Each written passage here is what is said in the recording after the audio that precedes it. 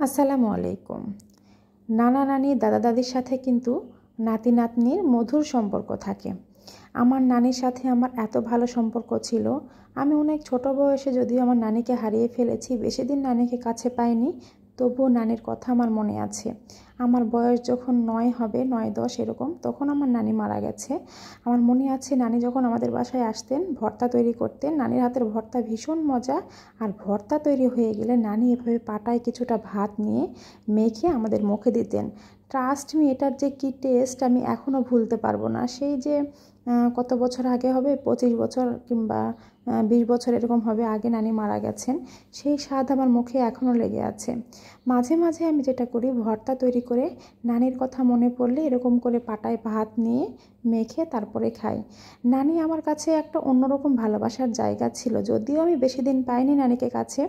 আমার মনে আছে নানি যখন আমাদের বাসায় থাকতো বা আসতো, তো তখন নানি আমাকে দুধ ভাত মেখে খাওয়াতো। নানির হাতে সেই দুধ ভাতের মজা, এই ভর্তা ভাতের মজা আমি এখনও ভুলতে পারিনি।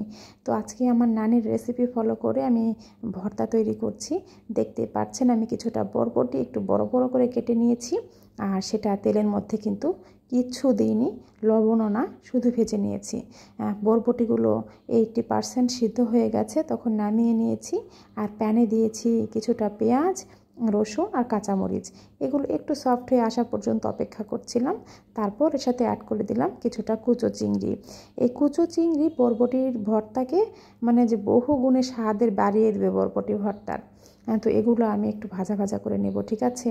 তারপরে যে দিয়ে দিচ্ছি হলুদের গুঁড়া এবং লবণ পরিমাণ মতো।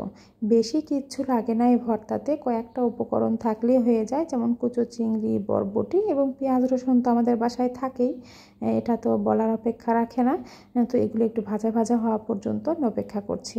যখন দেখবেন যে চিংড়িগুলো সিদ্ধ হয়ে গেছে, পেঁয়াজ রসুনগুলো সফট হয়ে গেছে, ঠিক সেই সময় সেই যে ভেজে রেখেছিলাম বরবটিগুলো এটাও দিয়ে দিচ্ছি।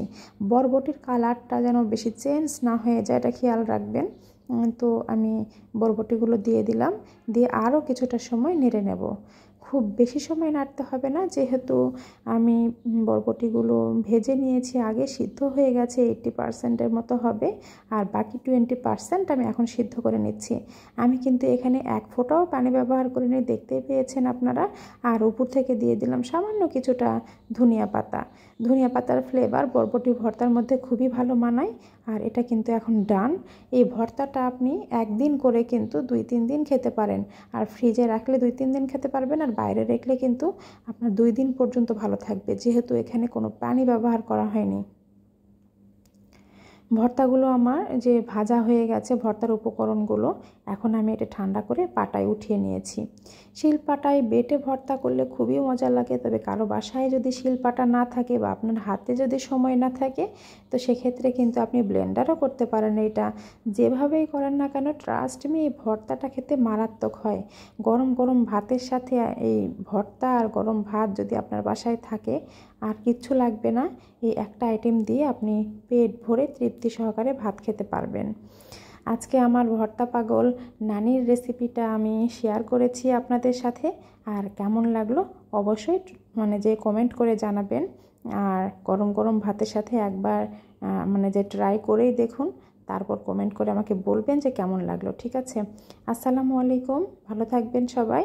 আর অবশ্যই আমার চ্যানেলটাকে ফলো দিয়ে পাশে থাকবেন। যারা ইউটিউব থেকে দেখছেন তারা সাবস্ক্রাইব করুন প্লিজ।